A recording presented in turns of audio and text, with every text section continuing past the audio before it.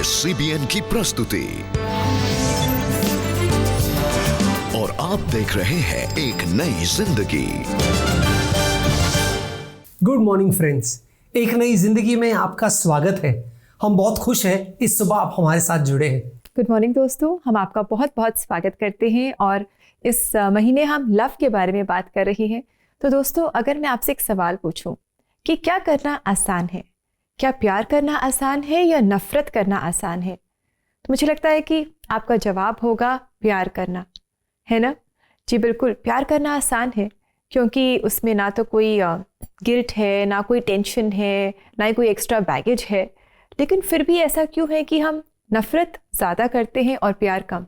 Yes दोस्तों, और इसी सिलसिले को आगे बढ़ाते हुए आज हम खास गौर करने वाले हैं कि कैसे हम किसी व्यक्ति का न्याय ना करें, कैसे किसी को जज ना करें, कैसे हम लोगों को अपनाएं वैसे ही जैसे परमेश्वर में, यीशु मसीह में परमेश्वर ने हमें अपनाया है। जी बिल्कुल, हम अपने आसपास अपने समाज में अलग अलग लोगों को पाते हैं जो हमसे अलग दिखते हैं, अलग खाते हैं, अलग पहनते हैं, जिनकी सोच हमसे अलग है। कई तरीके हैं जिसमें वो अलग हैं हमसे और हम इन्हें अलग नज़रिए से देखते हैं और कभी कभी हम इनके प्रति आलोचनात्मक हो जाते हैं, जजमेंटल हो जाते हैं। आज हम जानेंगे कि कैसे हम जजमेंटल ना हो पर इन्हें इनके डिफरेंसेस के साथ हम प्यार के साथ एक्सेप्ट करें, और इसी के बारे में आज हम प्रोग्राम में जानेंगे, सीखेंगे। लेकिन इससे पहले कि हम आगे बढ़े, समय है कि देखें कि आज राहुल हमसे पहचान कौन में क्या पूछने जा रहे हैं।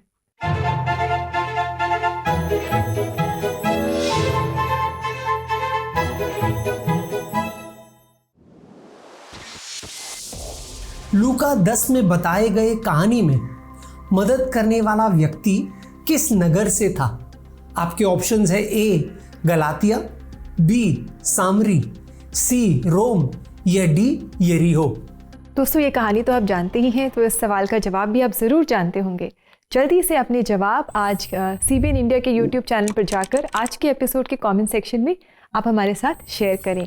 यस दोस्तों, आपके जवाब का हमें इंतज़ार रहेगा। जी दोस्तों, और आगे बढ़ते हुए आज इंस्पायरिंग पर्सनालिटी सेगमेंट में आपकी मुलाकात हम एक ऐसे जन से कराने जा रहे हैं जो 30 सालों से जेल में बंद लोगों में प्यार बांट रहे हैं और एक स्टीरियोटाइप को तोड़ रहे हैं।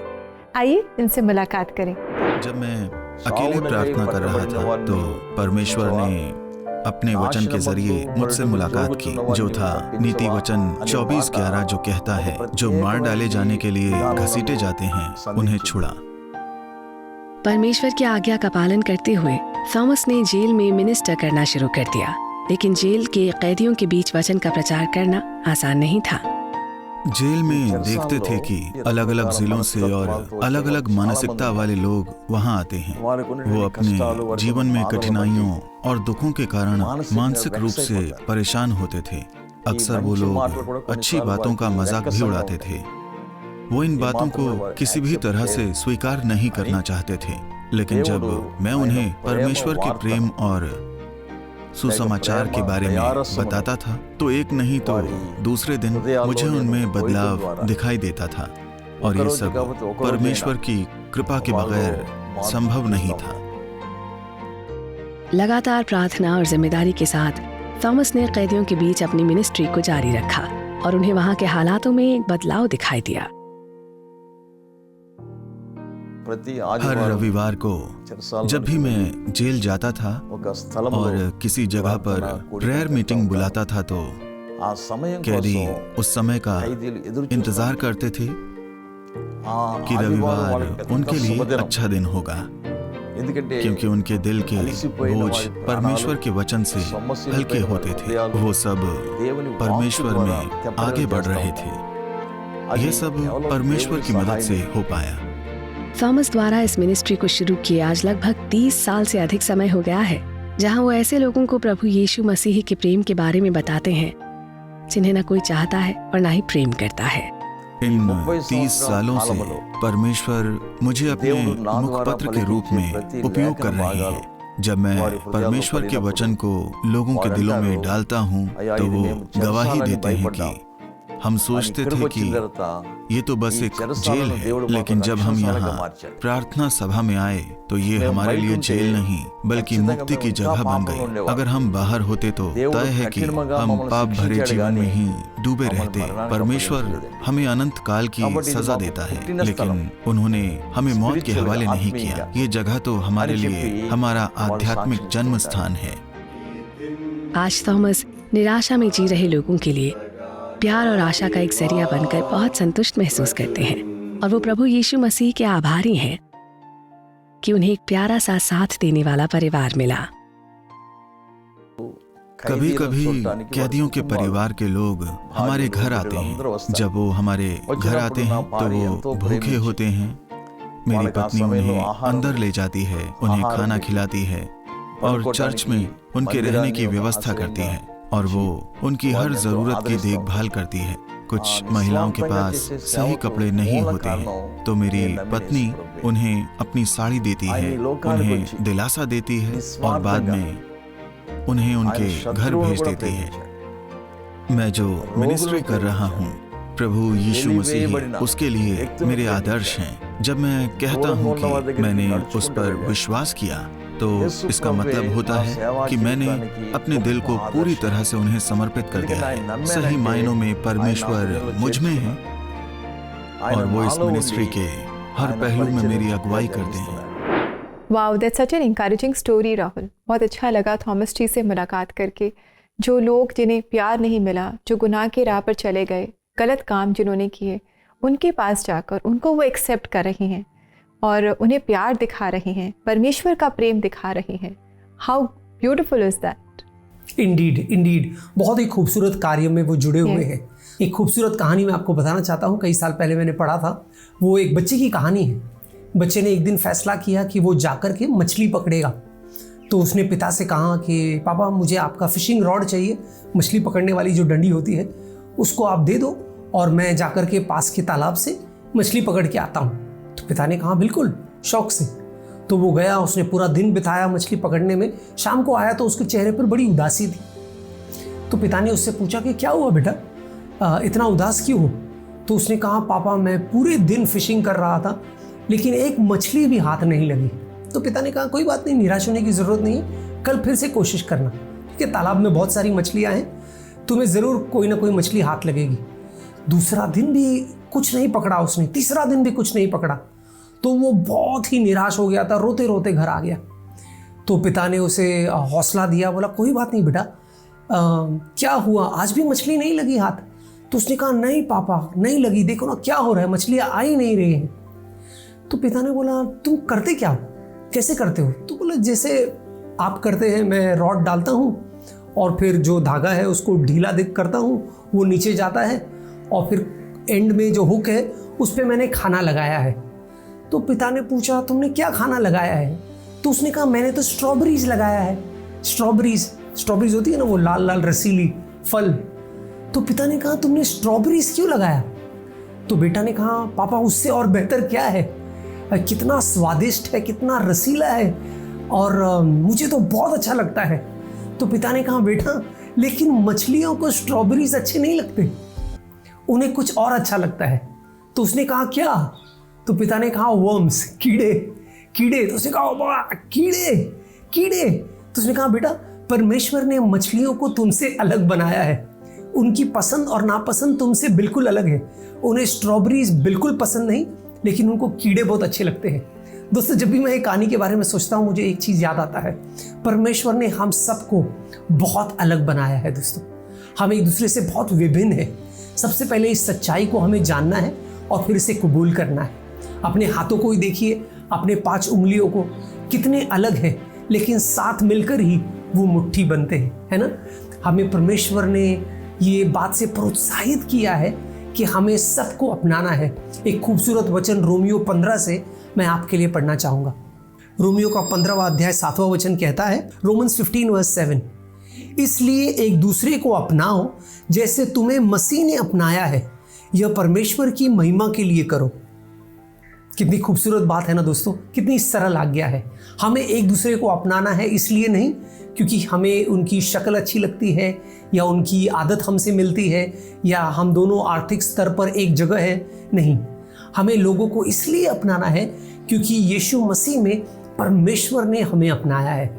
वो हमारे एक दूसरे को अपनाने का स्तर है, और ये जब हम करते हैं तो इससे परमेश्वर को महिमा मिलती है। तो दोस्तों, अपने आप के लिए आप प्रार्थना कीजिए कि परमेश्वर मुझे जजमेंटल मत बना प्रभु। अगर मैं एक जजमेंटल व्यक्ति हूँ तो मुझे बदल, क्योंकि दोस्तों जब हम एक दूसरे को अपनाते हैं तब परमेश्वर को हम सही में महिमा लेकर आते हैं। जी, thank you so much Rahul. आपने कितनी खूबसूरती से हमें इंकरेज किया कि हम एक दूसरे को अपनाएं, अपने डिफरेंसेस के साथ हम एक दूसरे को अपनाएं ताकि परमेश्वर के नाम को महिमा मिले। और प्रभु यीशु मसीह ने भी ऐसा ही किया। और समय है दोस्तों कि हम आपको याद दिलाएं कि अगर आप भी प्रार्थना चाहते हैं, अगर इसमें आप भी स्ट्रगल करते हैं ऐसा करने में, और अगर आप प्रार्थना में सामर्थ चाहते हैं, मदद चाहते हैं, तो क्यों ना आप और हम मिलकर प्रार्थना करें CBN प्रेयर लाइन में। हमारा नंबर है 9910401010। यस दोस्तों, ये नंबर जो है ये हमारा व्हाट्सएप नंबर है। इस पर आप हमें व्हाट्सएप कॉल या व्हाट्सएप मैसेज भी कर सकते हैं। अब समय है ब्रेक का, लेकिन कहीं जाइएगा नहीं, क्योंकि जब ब्रेक से लौट कर आएंगे तो हम आपको एक बहुत ही इंस्पायरिंग पर्सनैलिटी से मिलाने वाले हैं जो यूनक्स के बीच में एक कमाल का कार्य कर रही है। वो उनके सुख दुख में उनका साथ दे रही है और उनके जीवन में खुशियां ला रही है। कैसे, हम ब्रेक के बाद जानेंगे।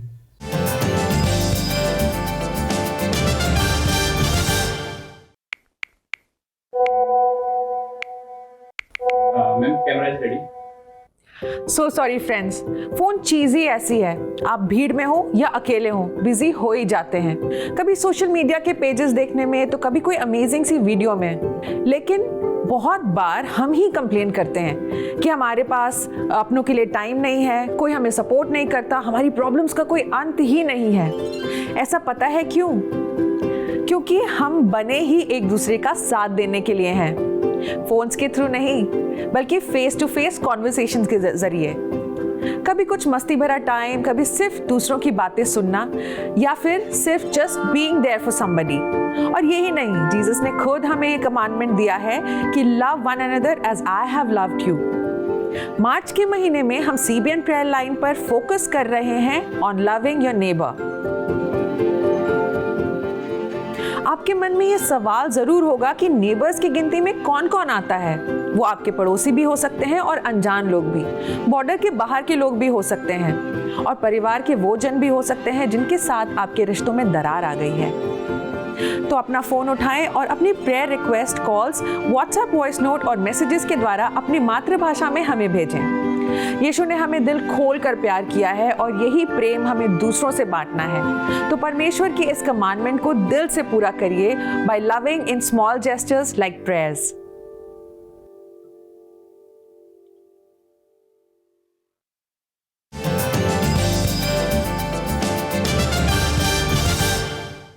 वेलकम बैक दोस्तों।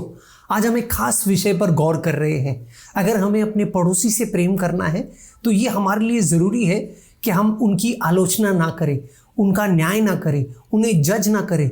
और ये हमारे लिए बहुत ज़रूरी है दोस्तों। अगर हम दूसरों से प्रेम करना चाहते हैं तो उन्हें नीचा नहीं गिराएं या उनके बारे में नीचा नहीं सोचें। और क्या दोस्तों, आपको ऐसा करना मुश्किल लगता है? आलोचना करना शायद ईजी होता है ना? लेकिन जब हम यीशु मसीह के प्यार को जान लेते हैं, उसे अपना लेते हैं, तो हम नम्र हो जाते हैं। और जैसे उन्होंने दूसरों को एक्सेप्ट किया, प्रभु यीशु मसीह ने हमें एक्सेप्ट किया, वैसे ही हम भी अपने पड़ोसी को उनके डिफरेंसेस के साथ अपना पाते हैं और उन्हें प्यार दे पाते हैं। यस, और क्योंकि बात एक्सेप्टेंस की हो रही है दोस्तों, हम आपको एक खूबसूरत कहानी बताने जा रहे हैं। कहानी है एक हाउसवाइफ की जिन्होंने अपने फ्री टाइम को सही इस्तेमाल करने का फैसला किया और उन्होंने यूनक्स के साथ दोस्ती बढ़ाई और कैसे वो उनके जीवन पे प्रभाव ला रहे हैं, आइए हम उन्हीं से सुने। प्रिया के पति जब अमेरिका गए तो उन्होंने अपना खाली समय परमेश्वर को देने का फैसला किया। मैंने 15 मिनट प्रार्थना करने से शुरू किया और मैं बाइबल भी पढ़ती थी। प्रभु के साथ पल बिताने के साथ मेरा प्रार्थना जीवन शुरू हुआ और दिन बीतते गए। प्रिया जैसे जैसे परमेश्वर के नजदीक आने लगी, उन्हें अपने जीवन का मकसद मिलने लगा। प्रभु ने कहा, मैं तुझे सामर्थी रूप से टूटे परिवारों के बीच प्रयोग करूंगा। तब मैं डर गई और वो बात मेरे दिल को चुभी। मैं तुरंत प्रार्थना करने लगी, हाँ प्रभु, आप चाहते हैं कि मैं वहां जाऊं, लेकिन मुझे डर लगता है। अगर आप चाहते हैं कि मैं उनके साथ काम करूं, तो आप मेरे लिए रास्ता खोलो। प्रिया ने कुछ दिनों तक इस पर ध्यान नहीं दिया, लेकिन जब वो एक दिन मार्केट में थीं, तो उनको एक किन्नर दिखा। मैंने उनसे कहा कि मैं आकर उससे और उसके दोस्तों से मिलना चाहती हूँ। उसने कहा, ठीक है, आप आ सकती हैं। फिर मैंने कहा, क्या मैं तुम्हारा कांटेक्ट नंबर ले सकती हूँ? और उसने अपना कांटेक्ट नंबर मुझे दिया। मैंने उससे उसका नाम पूछा। उसने कहा, गौरी। गौरी से मिलने के बाद प्रिया का डर खत्म हुआ और वो दूसरे दिन उनके बीच पहुंची। वो सब बैठे थे और अपना दुख सुख एक दूसरे को बता रहे थे। वो अपना दिल उंडेर रहे थे। वो अपने दिल की बातें कर रहे थे। कुछ रो रहे थे। वो बता रहे थे, मेरे ऐसा होने से मेरे माता पिता मुझे प्यार नहीं करते। मेरे भाई बहन नहीं चाहते कि मैं घर पर रहूं, सो मैं यहाँ आ गई। फिर मैंने बाइबल से बताया कि भले ही माता पिता त्याग देंगे, लेकिन मैं तुझे कभी नहीं त्यागूंगा। वो इस वचन को सुनकर बहुत प्रोत्साहित हुए। धीरे धीरे परमेश्वर के वचन प्रिया के जरिए उनसे बात करने लगे और उनमें बदलाव आने लगे। मैं उनमें आत्मविश्वास, साहस को देख सकती हूँ। जब से मैंने उन्हें प्रभु के प्रेम के बारे में बताया, तब से वो प्रभु पर सुरक्षा के लिए भरोसा करने लगे हैं। वो अब प्रार्थना करने लगे हैं और मुझे भी व्हाट्सएप में प्रेयर रिक्वेस्ट भेजते हैं। मेरे परिवार पर प्रभु के अनुग्रह और शांति के लिए मैं उन्हें बहुत बहुत धन्यवाद देती हूँ। Wow, that's such a lovely story. Rahul, कितना करेज परमेश्वर ने प्रिया जी को दिया है और वो आगे बढ़ी, पीछे नहीं हटी, जबकि उनके मन में डर था और वो इन यूनक्स के बीच में गई। उन्होंने परमेश्वर के प्रेम को बांटा, उनके वचनों को बांटा। और दोस्तों, अगर आप ऐसी और प्रेरणादायक सच्ची कहानियों को देखना चाहते हैं और अपनी ज़िंदगी के पर्पस को आप समझना चाहते हैं, तो क्यों ना आप हमारी वेबसाइट www.cbnindia.org पर लॉगिन करें और वहां आप इंकरेजमेंट पाएं। बिल्कुल। और दोस्तों, अब समय एक छोटे से ब्रेक का। जब ब्रेक से लौट कर आएंगे तो हम आपके लिए प्रार्थना करने वाले हैं, तो हमारे साथ बने रहिए।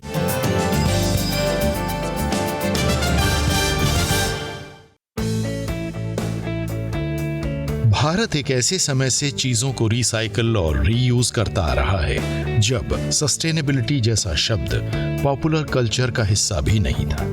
अर्थ फ्रेंडली प्रैक्टिसेस का सबसे बड़ा श्रेय हमारी महिलाओं को जाता है। रसोई में बचे छिलकों की खाद बनाना हो, बचे हुए कपड़ों को सिलकर नई चीजें बनानी हो, या फिर बांस की टोकरियां बुनना, ये सभी काम महिलाएं सदियों से करती आ रही हैं। अगर उन्हें और जागरूक किया जाए तो पर्यावरण सुरक्षित रहेगा। CBN foundation clean renewable energy, waste management और रिसाइकलिंग के कार्यक्रम महिलाओं तक ले जा रहा है। स्क्रीन पर दी गई वेबसाइट www.cbnf.org पर जाकर या बारकोड स्कैन करके भी आप CBN फाउंडेशन की वर्कशॉप्स में अपना योगदान दे सकते हैं।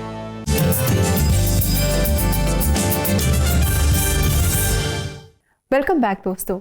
आज हम लव योर नेबर सीरीज में एक स्टीरियोटाइप को तोड़ने की कोशिश कर रहे हैं। हमारे माइंडसेट को हम बदलने की कोशिश कर रहे हैं। यस दोस्तों, आज हम सीख रहे हैं कि क्यों ज़रूरी है, अगर हमें अपने पड़ोसी से प्रेम करना है तो ये ज़रूरी है कि हम उनको लेकर के जजमेंटल ना हो। जी बिल्कुल। इनफैक्ट आज है थर्सडे और आज हम मुलाकात करने जा रहे हैं पास्टर मांग से। पिछले थर्सडे भी ये हमारे साथ जुड़े थे और इन्होंने हमें बताया था कि हमारा पड़ोसी है कौन। और आज पास्टर मांग हमें मार्क चैप्टर 12 से बताएंगे कि बाइबल लव योर नेबर के बारे में क्या बताती है। तो आइए दोस्तों, इनसे हम मिलें। हेलो दोस्तों, मैं हूं मांग और आज हम बात करेंगे अपने पड़ोसी से प्यार करने के बारे में।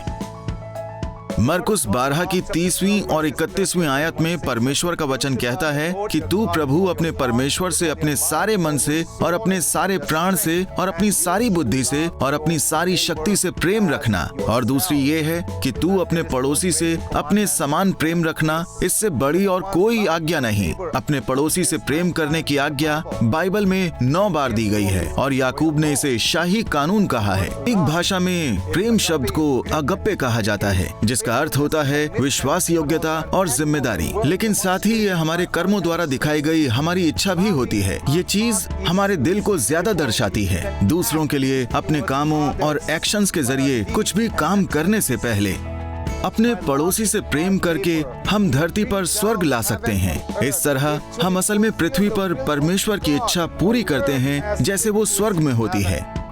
बहुत से लोग खुद को मसीही कहते हैं, लेकिन वो बहुत कम हैं जो ईमानदारी से और लगातार प्रभु यीशु मसीह के मार्ग पर चलते हैं और उनकी आज्ञाओं का पालन करते हैं। प्रभु यीशु मसीह की आज्ञाओं का पालन करने के बेहतरीन तरीकों में से एक तरीका है जो ये भी दिखाता है कि हम एक मसीही हैं और हम परमेश्वर से प्रेम करते हैं कि अपने पड़ोसी से प्रेम करना।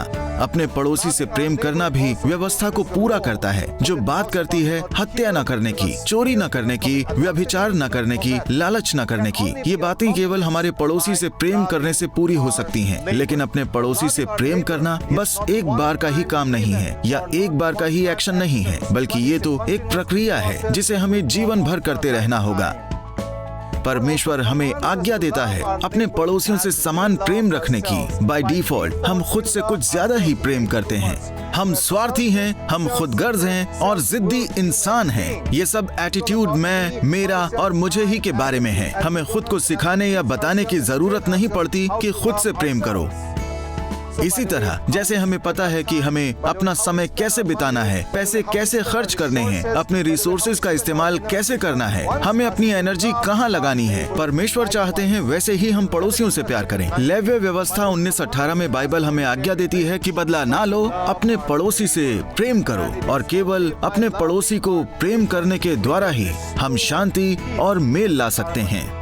और आखिर में जब परमेश्वर हमें अपने पड़ोसी से प्रेम करने की आज्ञा देता है तो वो न केवल हमसे उनकी शारीरिक जरूरतों को पूरा करने की उम्मीद करता है, बल्कि वो हमसे उनकी आध्यात्मिक जरूरतों को भी पूरा करने की उम्मीद करता है, जो केवल हमें एक ही व्यक्ति से मिल सकती है या वही उसे पूरा कर सकता है, और वो है हमारे प्रभु यीशु मसीह। अपने पड़ोसी से प्रेम करने का सबसे अच्छा तरीका है कि हम अपने पड़ोसी को सुसमाचार सुनाएं, प्रभु यीशु मसीह के वचन उन्हें सुनाएं। क्या आप ऐसा करने के लिए तैयार हैं?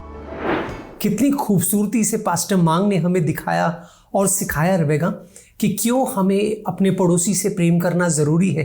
जब हम ऐसा करते हैं तो ये ऐसा ही है जैसे हम सुसमाचार बता रहे हैं, प्रभु का प्रेम हम उन तक पहुंचा रहे हैं ताकि वो भी प्रभु को जाने और उसका प्रेम ग्रहण करे। बहुत ही खूबसूरती से पास्टर मांग ने हमें समझाया। और अभी समय है कि हम अपने लिए और आपके लिए, हम सब के लिए हम प्रार्थना करेंगे, लेकिन इससे पहले हम पढ़ेंगे कुछ रिक्वेस्ट जो आपने हमें भेजी है। तो आइए देखिए आज की पहली रिक्वेस्ट जो अमिता ने लिखी है। अमिता कह रही है, कृपया मेरे दोनों भाइयों के लिए प्रार्थना कीजिए। इनके साथ मेरा रिलेशनशिप बिल्कुल सही नहीं है। ये दोनों भैया और मेरी भाभियाँ मुझे और मेरी सिस्टर को बहुत गलत समझते हैं। कृपया प्रार्थना कीजिए हमारा रिलेशनशिप अच्छा हो जाए। अमिता, वी रियली होप कि आज के प्रोग्राम से आपको इंकरेजमेंट मिली और हमारी यही प्रार्थना है कि परमेश्वर आपकी मदद करे ताकि आप अपने भैया और भाभियों को प्रेम दिखा सकें। यस। अगला मैसेज जो है वो हमें गीता रानी जी ने भेजा है व्हाट्सएप के माध्यम से, और वो कह रही हैं, मेरी प्रॉपर्टी पर कोर्ट केस चल रहा है। किसी अनजान व्यक्ति ने हमारे विरुद्ध केस फाइल किया है। कृपया प्रार्थना कीजिए कि हमें इंसाफ मिले। ज़रूर गीता जी, हम ज़रूर प्रार्थना करेंगे कि परमेश्वर आपको इंसाफ दिलाए, और अगर कुछ गलत हुआ भी है तो परमेश्वर पे भरोसा रखिए। परमेश्वर में दम है कि वो गलत को सही करे। दोस्तों, इस समय भी हम आपके लिए प्रार्थना करने वाले हैं और शायद आपकी अलग अलग ज़रूरतें होंगी।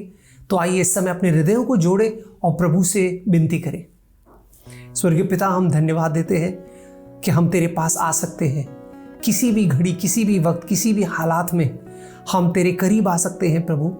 हमारे दुख में, हमारे आनंद में, हमारे खुशी में, हमारे गम में प्रभु तू हमें ठुकराता नहीं, तू हमें अपनाता है, हमारी प्रार्थनाओं को सुनता है और सबसे अधिक प्रभु तू स्वर्ग से उसका जवाब भेजता है प्रभु। और हमें यकीन है प्रभु कि हम तुझ पर निर्भर हो सकते हैं प्रभु। जो भी विनतियाँ प्रार्थनाएं आए हैं उसे तू कबूल कर प्रभु। हम तेरे पास उसे लेकर आते हैं और साथ ही साथ अपने प्रिय दर्शकों के लिए प्रार्थना करते हैं प्रभु। जैसे हम इस सीरीज़ को सीख रहे हैं लव योर नेबर, हमारी मदद कर प्रभु। हमारी मदद कर कि हम लोगों को अपनाएं वैसे ही जैसे तूने हमें अपनाया है प्रभु। हम उनका न्याय नहीं करें, उनके प्रति जजमेंटल ना हो, लेकिन उन्हें स्वीकारें जैसे तूने मसीह में हमें स्वीकारा है। ये प्रार्थना हम यीशु मसीह के नाम में करते हैं।